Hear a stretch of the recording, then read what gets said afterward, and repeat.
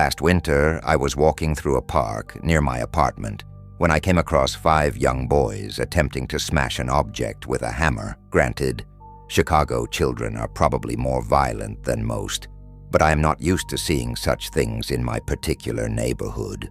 I jogged over to them, mostly out of curiosity, but also to make sure they weren't torturing some poor squirrel or a pigeon or something.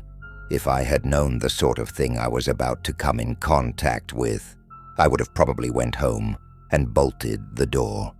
One of the boys was clutching some sort of dark wooden board covered with black paint and holding it at arm's length with his face turned away and his eyes closed. A second boy, I remember one of his friends calling him either Peter or Paul, was aggressively prying the hammer out of the hands of the boy who had been swinging at the wooden board moments earlier, while the other 2 kids watched without saying a word. In spite of all the hammering and arguing, the surface of the board looked perfectly smooth and intact from the angle I was approaching. I put on my toughest adult voice and got the kids to quit yelling and fighting over the hammer just long enough to ask them what in the hell they were trying to do. The boy holding the hammer, Peter or Paul, looked me straight in the face and said, "We're gonna break the devil into 6 pieces and bury him in the woods." I was stunned, but also amused. I figured he had seen something like this on television and sort of laughed it off as I asked, "So you kids think this plank is the devil?" Peter or Paul was clearly not pleased by this question and said something along the lines of, "Are you stupid or what? That thing ain't a plank."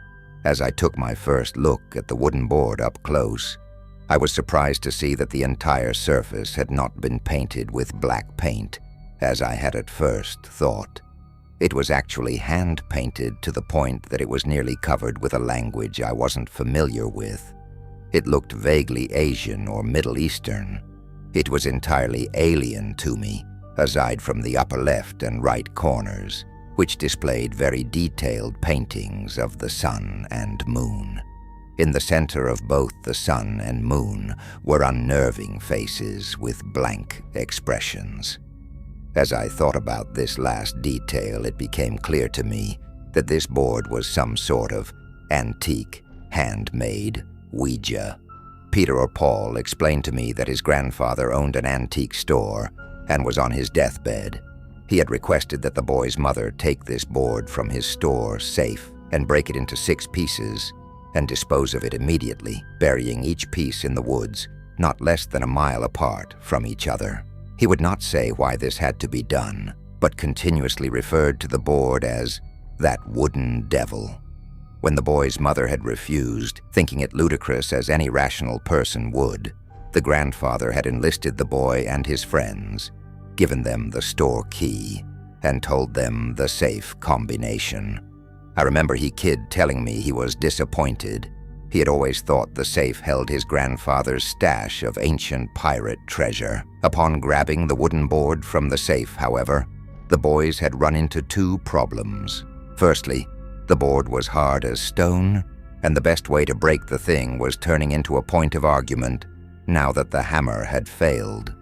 The second issue was that woods in Chicago are scarce, and woods large enough for burying things miles apart from each other are even scarcer.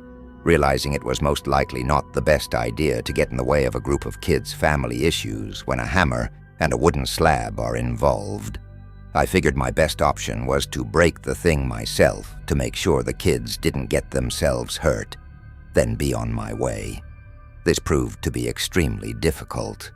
I remember thinking that the board had to be reinforced with a steel plate or something.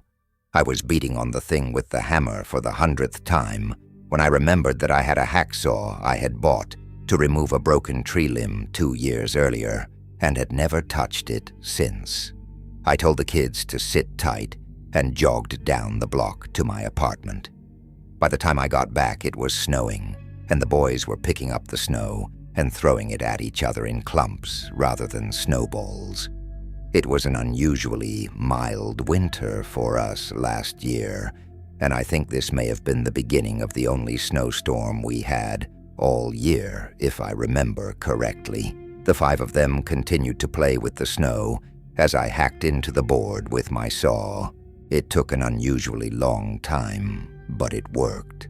When the first piece snapped off, I picked it up and saw that the grain where it had been cut was unlike anything I had ever seen before, spiraling in a very distinct pattern that I can still picture in my head. The unstained wood was a deep reddish brown. When the board was in 6 pieces, Peter or Paul grabbed the corner with the picture of the sun. Then he and one of his friends ran a short distance into a wooded area on the edge of the park and buried it about a foot down. As this was going on, the other boys explained to me that they were planning on spending the day riding the elevated train and taking the pieces to the various wooded areas they had come up with. They just needed one more place to bury the 6th piece and hadn't come up with anything yet, as it happened to be a Sunday, if I recall. I offered to do it on the way to work the next day, and they agreed that it was a good plan. As the 5 of them walked away toward the north, I saw them enter a station for the Blue Line train, and I never saw them again. Later that night, as the snowstorm started to get really bad, I remember thinking that I hoped I hadn't made a mistake by letting them go off on their own. But a strange adult hanging around with 5 neighborhood kids tends to give people the wrong idea, regardless of whether he's looking out for their safety. I hoped they had gotten their task finished before the storm had really hit. The corner of the board I had wound up with was the corner with the painting of the moon with the blank expression. I had really planned to bury it. I swear I did, but we all wound up snowed in the following morning, and it ended up in the drawer of an end table. I don't know if you've ever been snowed in during a Chicago winter, but when this happens, they tend to send out these huge monolithic snowplows that push all of the snow into mountains on top of all the parked cars, none of which will be capable of moving an inch for at least 2 days. The day was rather uneventful, but as nightfall approached, I was taken by the eerie notion that someone was watching me through my living room window. I kept glancing toward it, expecting to see someone peering in at me, despite the fact that I live on the 3rd floor and my living room window faces the street. After a while, I shook off the notion, and I believe I went to sleep around 11. Around 1 a.m., I was awoken by what sounded like a mechanical device humming loudly and assumed it to be my heater, possibly being overworked due to the snowstorm. I stood up and put my ear next to the vent, but the sound wasn't coming from there. I walked into the living room to check the settings on my thermostat, and immediately every hair on my body stood at full attention. The sound was coming from the direction of my living room window, and as I turned to look, I caught the ghastly image of a solid white face with a wide mouth and dark eye sockets on the other side of the glass. I quickly turned on a light and the face disappeared. The mechanical droning noise seemed to recede. Had it all been my imagination, I wondered? When I was younger, I once had an episode of sleep paralysis where I witnessed a tree devouring my neighbor's dog through a bedroom window. But when I came out of it, the tree was back to normal, and the dog was perfectly fine. Had this been something similar? Nevertheless, I hardly slept the rest of the night. I kept thinking I was hearing that deep mechanical drone somewhere in the distance. By the next night, I had regained my wits and fell asleep in my bed sometime around midnight. I awoke once again, terrified, to the sound of the same mechanical drone as the previous night, but this time, much louder. As I sat up in bed, I saw the ghastly white face with sunken eyes on the other side of the window near the foot of my bed, no more than 3 feet from where I lay sleeping.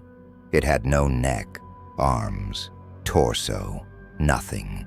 It seemed to just float there above the streetlights below, emanating that horrible humming sound. I instinctively grabbed the drapes and pulled them closed, but the sound continued. Remembering what had happened the night before, I ran to the lights and flipped the switch. The noise slowly faded, but I was too afraid to open the drapes for the rest of the night. The next morning, I was still unable to get to work due to my car being frozen beneath a 7-foot pile of ice, but I absolutely had to get out of that apartment. I thought that if the face was going to come back, that I would have to be ready for it somehow. I went to a sporting goods store in the neighborhood and purchased a box of ammo for the .22 range pistol I hadn't used in years. It wasn't much, but it was better than nothing. I also bought some caffeine tablets and a bag of coffee. Before nightfall, I set up camp in my living room with the pistol and a coffee pot, took one of the caffeine tablets, and rigged up a portable audio recorder that I sometimes use for work. I don't own a camera, and my cell phone's video function had not been working for months, so the best I could do was attempt to snap some photos in the dark with the cell if the face appeared again. It showed itself around 3 in the morning. I was beginning to crash from all of the caffeine when I began to hear the droning sound approaching from the distance. I readied my gun in one hand and my cell phone in the other, but the face didn't appear at the window. I began to wonder if perhaps the face was outside my bedroom window, and as I snuck through the dark toward the door, the sound seemed to get louder. However, as I entered the room, the door slammed and locked behind me, and I heard glass shattering in the living room. Suddenly, the apartment was filled with the noises of things being smashed, thrown, and torn to pieces. The droning noise was deafeningly loud, and I covered one ear and turned my head away as I clawed at the doorknob with my other hand. But it simply would not open. It was as if the lock had been welded shut. After about 30 seconds of this, I raised my foot and smashed the door open with 2 kicks. Immediately, the crashing in the living room stopped, but the room itself had been completely torn to pieces. And as I looked up above the debris at the shattered window, I saw the face one last time, staring at me from the other side of my demolished Venetian blinds. It opened its mouth, exposing a wide, dark cavern the likes of which I hoped to never see again, and the horrible sound got louder and louder as I snapped a single photograph with my camera, and the flash went off. Then in an instant, the face was gone. All I have to prove my story is a single, blurry photograph and the audio taken by my portable recorder in those last few minutes.